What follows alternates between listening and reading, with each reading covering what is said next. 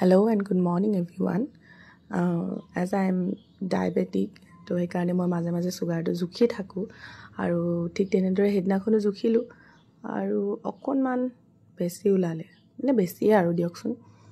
তাৰপাছত ভাবিলোঁ এনেকৈতো থাকিলে নহ'ব, কিবা কৰিব লাগিব, মানে কণ্ট্ৰল কৰিবলৈ আৰু তাৰপাছত পিছদিনাখন ভাবিলোঁ কিবা এটা কৰা যাওক, যেনেকৈ মানুহবিলাকে ফেচবুকত ইউটিউবত চেলেঞ্জবিলাক লয় যে হেল্ডি ৰাখিবৰ কাৰণে কি কৰিব পৰা যায় ইমান দিনৰ ভিতৰত।